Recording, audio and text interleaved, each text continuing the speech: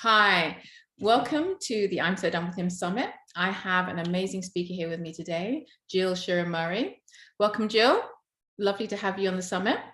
Hello, Donna. Thank you so much for having me. I love the name. I'm so done with him. Like, no questions asked. I'm so done. Thank you, thank you. So I have the I'm So Done With Him Summit is not about any negativity at all. So even the name may pertain to that. I'm so done with him. It's about drawing a line in our lives, drawing a line in the negativity and moving forward with positivity. So that's why I have you on this summit. Jill is an author of her book, Big Wild Love, The Unstoppable Power of Letting Go. So it's phenomenal. I came across Jill having gone through a divorce process and realized that this past year was huge for me. And what was really, really big was letting go of everything that had gone in the past and realizing that I had to love myself in order to move forward positively. And when I read about Jill, I thought, oh my goodness, Jill has to come on this summit because she has so much to offer the listeners and in helping you move through your divorce process. So welcome, Jill. I'm so excited to have you on here. Thank you so much. I'm really grateful for that. It's great to be here. It's great to be here. So one of the first questions I wanted to ask you was, what brought you to writing your book? Why did you write your book? So well, first of all, I've been a writer my whole life. I probably, like every good writer, have 5 books in a drawer. So just let's get that out. Everybody is afraid of me that if they say the wrong thing to me, they'll show up in a book. Okay. But I really wrote the book because I gave, as you know, Donna, I gave a TEDx talk, yeah, and called The Unstoppable Power of Letting Go. And in that talk, I opened the talk with a story of how I let go of a long-term relationship and how it changed my life. Mm-hmm. And I talk about things we can let go of, and what it means to let go and how that can really impact your life. And I had no idea how many people would watch that talk, but that talk went viral. Wow. So millions of people have seen it, and they have reached out to me with always the same questions, mm-hmm. which is, what does it mean to let go? How do I know it's time? And how do I do it? Yeah. So I'm, feverishly responding to 8 gazillion DMs a day. And then I'm like, it's time to write a book. And so I wrote Big Wild Love based on the idea that I heard from people from all over the world. And to me, they all had the same problem. Mm-hmm. They didn't have the love for themselves that they needed to choose well.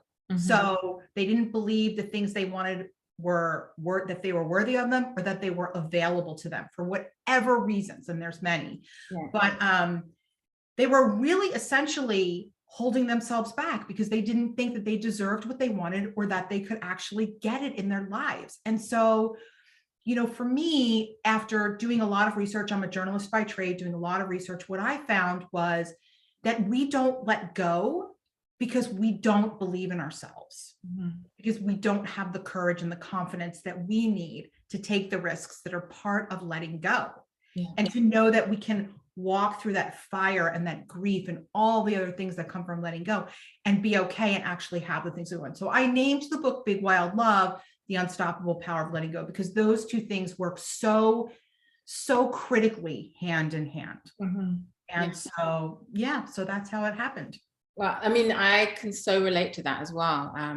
That not having the worthiness, so you stay in a situation because you don't believe in yourself enough that you can be more or do more than what you have, or be more than who you are, so you right. have these dreams, but you don't think that you have that you're either strong enough or you have the courage to do that, so letting go of that unworthiness, I think is phenomenal, right? And just relating it back to my divorce, I stayed in my marriage, and this will relate to the listeners, staying in a situation because you feel that is all you are worth, and there isn't anything else to your life, so you just accept what you're being told, right?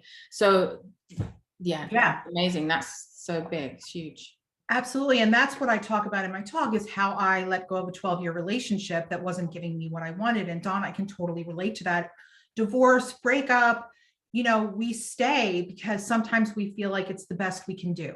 Yeah. We feel like it's our only option, if we're getting older, we feel like maybe there isn't, this is it, this is all we've got. And that always tracks back to what we believe about ourselves. I always say that I stayed in my long-term relationship with a wonderful man, who's a wonderful man who just didn't want what I want, which in some ways made it even harder because he was so good on so many levels. That like, if he was rotten, it would have been a little bit easier maybe to be like, this guy is a rotten, but he was wonderful in that he just didn't want the marriage that I did, the commitment that I did. And so, but I stayed because I learned very early in life that I had to be an absolutely like perfect size 6, beautiful specimen in order to have the love that I wanted. So I felt very lucky to have the attention of someone, given that parameter in my mind that I didn't meet that criteria. So I felt lucky, right? And so this is the condition that we have, right? Is that we have those limiting beliefs and those ideas that we have about ourselves and about life that keep us stuck where we don't belong, often for way too long. Like we're really overstaying our welcome, but and that's where sort of doing that work, which primes us for then going through the letting go process. Yeah, amazing. When you talk about things that have happened to us when we're younger and having those self-limiting beliefs, for myself, if I relate to that, is so I'm mixed race. So I never, growing up in the UK, I used to think that I was only worthy to be with certain people because people wouldn't want me because I was of mixed heritage, So therefore I would not accept I wouldn't accept anything else because I was thinking, well, I'm mixed race, no one's going to want me because that's what I've been told, Right. I'm realizing that. So ending up in a marriage that I stayed in because I didn't feel that I was good enough to be with anybody else and no one else would want me. So right. And I think Donna, that raises such an important point, which is, beliefs are only true if we say so. Exactly. Like, is it really true? I mean, you're a smart, beautiful woman. Like, are people really not going to want you because you're not one race or one into one bucket of life? Like, crazy. Are people not going to want me because I'm not, a waif or this idea of this tiny person that I think I need to be? Like, those things don't have to be true. We decide if they're true. Yeah. We can't decide if they're true if we don't know what they are. And we have to, once we do know what they are, we have to decide that this is who we are and this is our value. And we get to say that is something that was given to us. That's from other people's ideas about life. Yeah, for sure. But only we know what's really true for us. Yeah. And I think once we, embrace that truth, along with, this was a huge one for me, the idea that we don't have to be perfect to be loved or have the things that we want in life, is another part of that work that we come around to. But, it's just so amazing to say, like, we can believe anything we want about ourselves at any point in time, good and bad, and as we go through life and life changes, like, I know for me, as I've gotten older, I know that I've taken on some new limiting beliefs about what's possible for me because now I'm older. I've got to start working through them. Sometimes they bring back old limiting beliefs that I thought I, kind of got rid of, smacked down, but now here they are again. So it's being in a constant state of awareness, and knowing that we get to choose. Yeah, we get to choose, and it's what we tell ourselves, right? It's all here, and totally, it's what we tell ourselves. So when do we know when it's time to let go? What is it that will spark with us and we'll say, what, it's time to let go? When do we know? I mean, I think we always know. I think we know in our gut when things aren't going the right way, and we just choose not to listen to it because we don't like it. We don't like what our gut instincts are telling us. Yeah. If we're looking at other people's lives or relationship and wishing we would be anywhere but in ours, it's a pretty good sign. Yeah. Probably not the right thing. I do also think that our bodies give us like a lot of clues about, for sure, absolutely. How do we feel? Do we feel like we're our best? Are we sleeping? Are we experiencing, a lot of stress that we can't attribute things to? Are we feeling depressed? Are we feeling anxious? I really do believe, like, I know in my situation, I was in a 12-year relationship and I knew after year 5. Oh, wow. Yeah. But I reasoned my way out of it because my limiting beliefs were so wrapped so tightly around me. Yeah.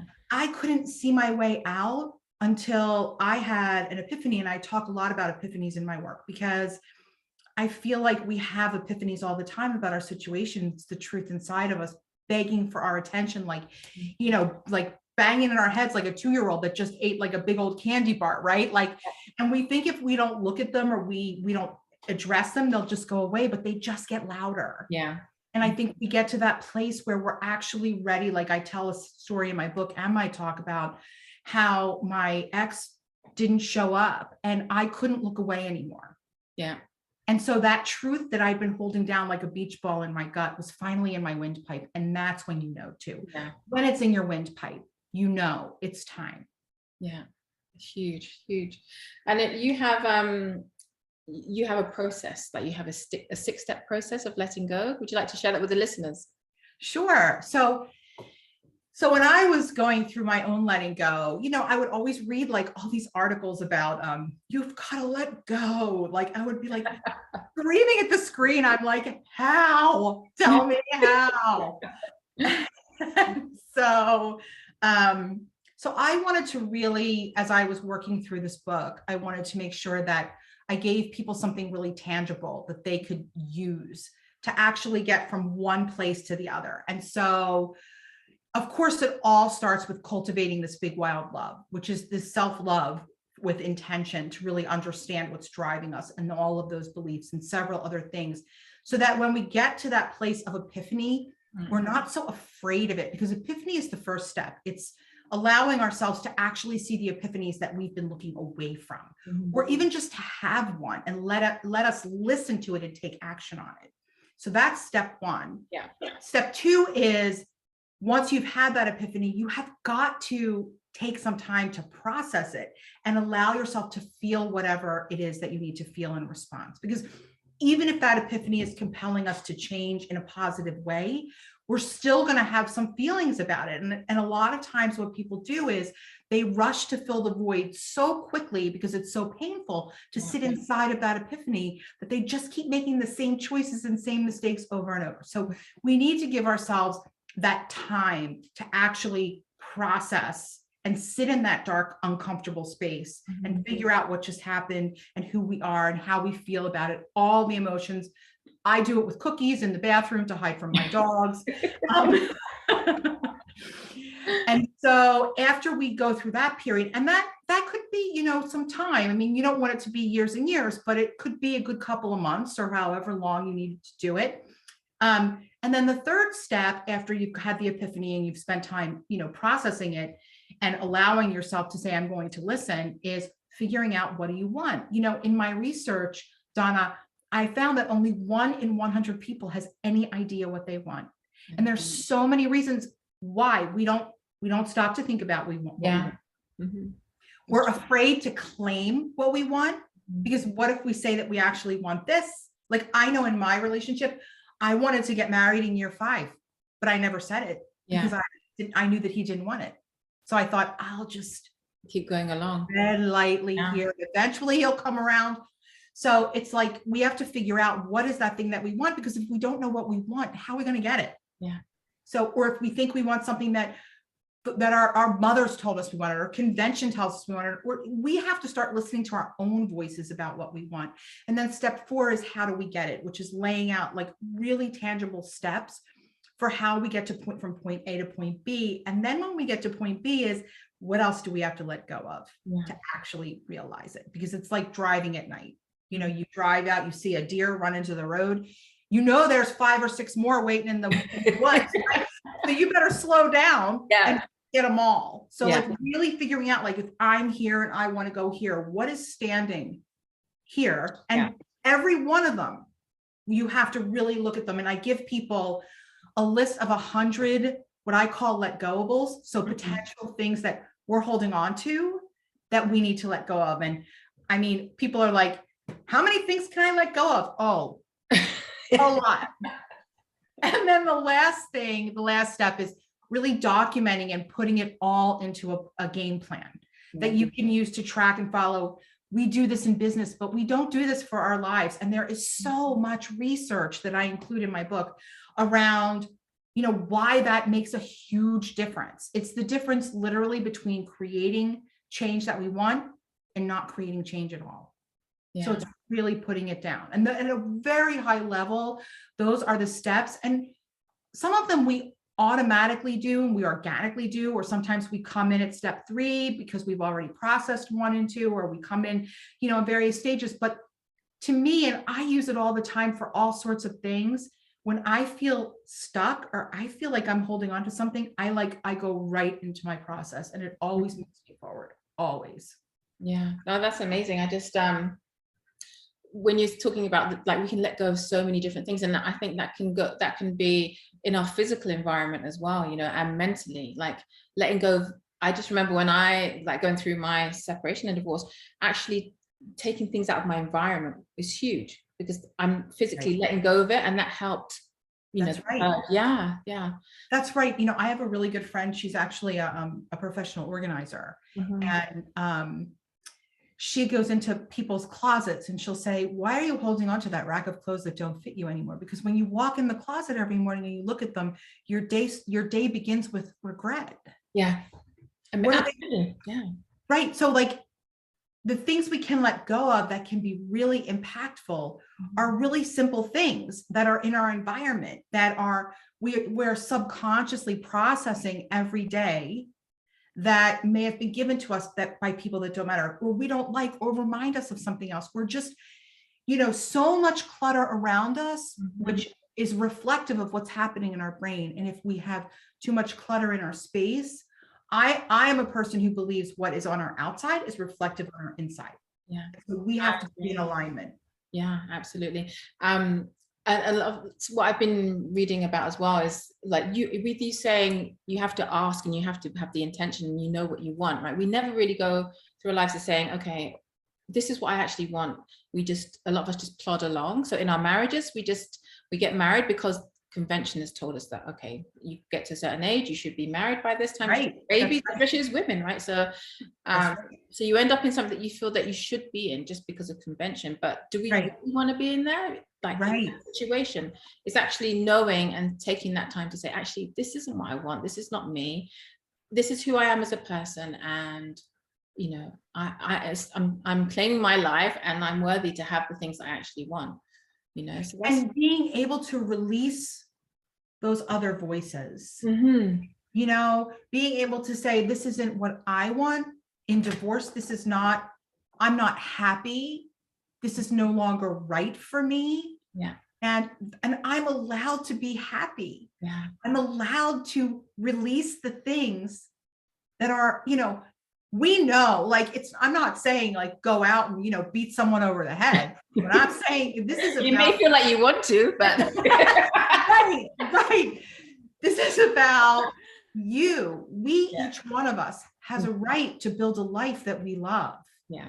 Each one of us has the right to say it's time for change and to release the things in a loving and kind way, regardless of another person's behavior, regardless of convention, regardless of the fact that our mothers love our husbands or don't love our husbands or our wives or whatever it is. We have the right to create a life on our terms. Yeah. And, you know, again, I think that so much of that comes back to the big wild love piece, which is, you know, we don't think we deserve to speak up. We don't deserve to say, this is no longer what I wanted, or maybe it was a wrong choice based on the person that I was in that moment. Yeah.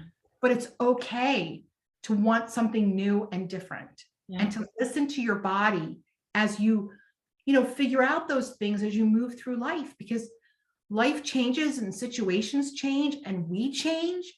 And that is all good. And if you are trying to keep yourself locked down in a bottle. Yeah, for sure. I love your TED talk when you spoke about taking your second husband to meet your mother, and then having other people's views on, or you know, him looking like Ted Bundy. But you know, I love that. But that we should actually said that. That's crazy. but that we shouldn't worry, we should not be taking on other people's views about what we want, you know, and to allow that to affect our happiness, you know, and that was, I thought that was really important, that point you raised.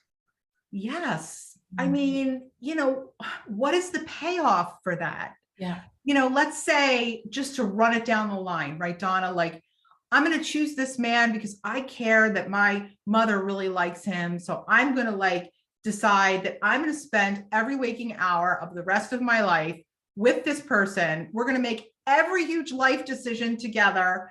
We're going to trust each other. This person is going to be there for every single thing that happens to me, really, because my mom really likes him. Mm-hmm. Yeah. You know, we all do it. I did it too. There's no judgment here at all. I mean, I was so fixated on convention, and you know, I'm a woman who, I never had children. I married late in life. Mm-hmm. And, you know, a lot of my life is very unconventional, but it's right for me. Yeah. And I think that's another reason why a lot of people don't look at what they want, because they're afraid that if I actually look at what I want, it might be something that nobody else wants for me. Yeah. And then how do I find that courage to claim my own space, to claim the things that I want to do and be in this world? Mm-hmm. And that's really the question at the heart of all of it. Absolutely.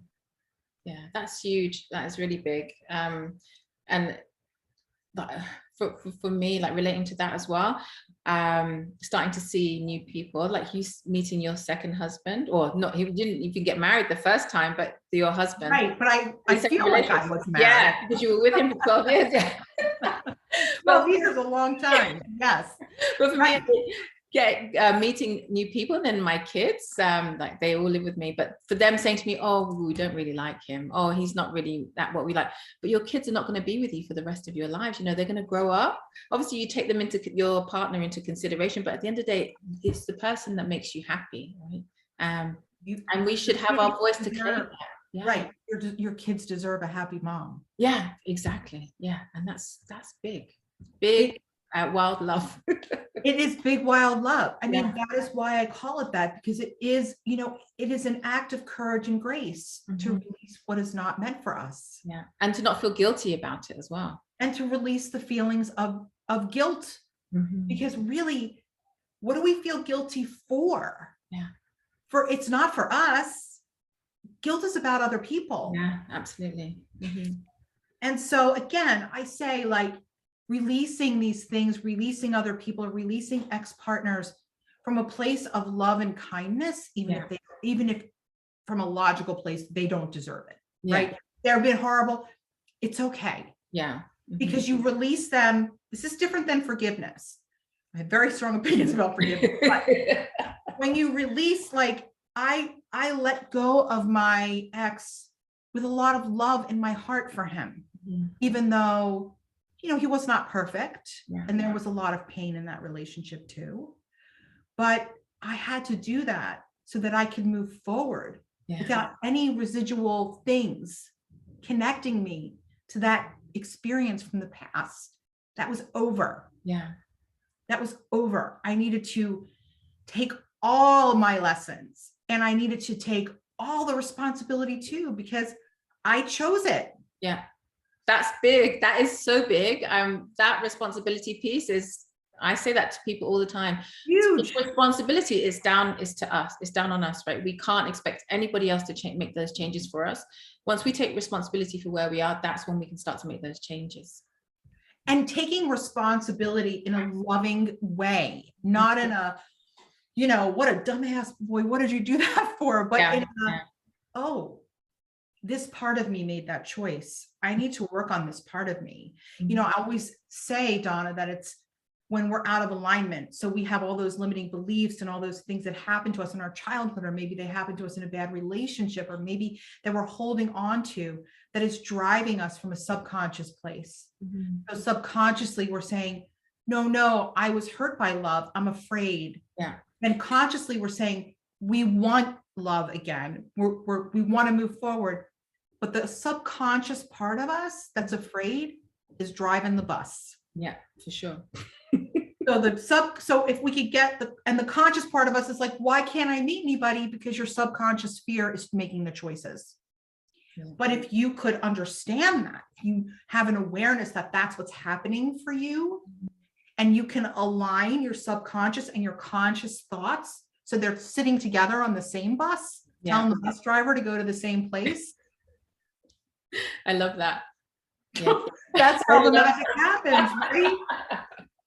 Yeah, I love that. And it's just once you release as well, once you release and let go, and just making space, so you get rid of all of that emotional clutter, your physical clutter, because there's like so many different areas in life that we can use this process, right? And you were saying you have a friend who does the home organizing and clearing space, because for example, looking for a new love and allowing somebody else to come in, you have to make space for them. And once you do that physically in your environment, that's when you allow them to come in, you know. It's all like, I think it all just works on us subconsciously. I just think I think our subconscious is just taking everything that we do in. And as we're like working through, like, I know if I'm cleaning out my closet, I'm so focused. I don't even know the time. My mind is just racing like through the really the lines of, do I need this? Do I want it? Do I need it? Do I want it? These are not things that we ask ourselves very often. And I think from a subconscious place, as we're clearing the decks, our mind and our body and our spirit is taking that in. Yeah. It's taking that in. And it's allowing us to do it in other ways. And it becomes less hard. It becomes more organic as we do it in the different dimensions of our life. Yeah. Because it just becomes a practice. And that's what I really say about letting go, is that it's you use it as a practice for releasing things that come into your life so that you can allow them to release them organically. You don't have to work so hard at it because you just intuitively know this is something that doesn't belong to me. It doesn't belong to me. It belongs to someone else. And I know we're talking about divorce, and I think this is really, really so powerful in divorce. The divorce community has adopted me because so many people hold on even to like ex-husbands and wives years after the divorce is over. They're still holding on. But I would say, Donna, that a lot of people right now are holding on to things and are in that space of evaluating, what am I holding on to? What am I letting go of? The big questions of Big Wild Love. Who am I now? Yeah. Because of all we've been through with COVID. Absolutely. And I just think this is such an amazing time to really look at what can I release? Yeah. It's just a big time for transformation, right? We have opportunities to transform. Right. Yeah, it's really big. It's huge. Huge. Yeah. Huge. And that may be divorcing ourselves from the person we were before the pandemic. Yeah, absolutely. I was going through the past couple of weeks. I've been clearing out my house. I had a skip on my drive last week and cleared out so much. And it was so like, so much therapy for me. You know, I just got rid of so much, and seeing that all being taken away was so uplifting, and I just felt so good with that, you know. Yeah. I have one thing left I have a few more things in my closet, but I realized my wedding dress is still hanging up in my closet. So I think for me, that actually leaving my closet is going to be a huge statement for me, you know, and to kind of finally letting go of that piece. That's the last piece to let go of. So, and it's so interesting, Donna, because I think, you know, I mean, I guess what I want to say to your listeners about that is, you know, that wedding dress can mean any number of things, you know, and we're so different. And that's why it has to be about who we are, what we take away from the experience, because, you know, that wedding dress could also be symbolic of, you know, having 5 beautiful children. Having, you know, sherped you from where you were to the freedom and independence and self-empowerment that you feel right now. You know, so symbols mean something different for everybody. I guess the whole thing is you get rid of the wedding dress if it's a reminder of something negative, but Yeah. You know, for your listeners, if your wedding dress is a something that is an heirloom, or I don't know, maybe it, you know, things can mean all kinds of things to so many of us. And it can also be, you know, a sign of empowerment or joy or gratitude for what was, and the lessons that you've taken along the way. Those are the things you want to hold on to. Yeah. Yeah, absolutely. Really. So, yeah. I want to say, where can our listeners find you, Jill? Well, let's see. That's such a good question. I always stop on that one. I'm like, where am I today? You can find me at Let Go For It on Facebook and Instagram, and Jill Shearer Murray on LinkedIn, and at letgoforit.com is my website. You can go there and watch the talk and get the book and read the blogs and there's lots of resources on there for folks. And yeah. Fantastic. And would you like to tell our listeners you have a free gift for them as well? Would you like to tell them about that? Yeah, so I have a piece that I have put together. It's called the 11-minute makeover for letting go, and it literally will put you through some journal exercises. And journaling, again, has scientifically been shown to be super impactful. Something magical happens to us psychologically when we put things down on paper. So it's really asking the questions, you know, what do you have now, and what do you want, and how do you get there? Like, how close are you to those two things? Like, how close are you to what you want, and where are the gaps, and how can you let go to get there? So, yeah. Beautiful. Thank you so much, Jill. I'm so grateful. This is our listeners. You're going to be blown away. You have to get Jill's book, listen to her TED talk, and honestly use the process that Jill's saying, because letting go is so powerful, so impactful in your life, and it really will transform you. It's done that for me, and I started letting go before I met Jill, but Jill spoke to me. So I had to have her as a speaker on the summit. So thank you so much, Jill. I really appreciate you coming on today. Really grateful. Thank you, listeners, for tuning in as well. There'll be another great speaker tomorrow, so don't forget to tune in, and we'll be speaking again soon. Lovely to connect with you, Jill. Thank you, Donna. Thank you so much. We'll speak soon. Take care. Have a great day. You too.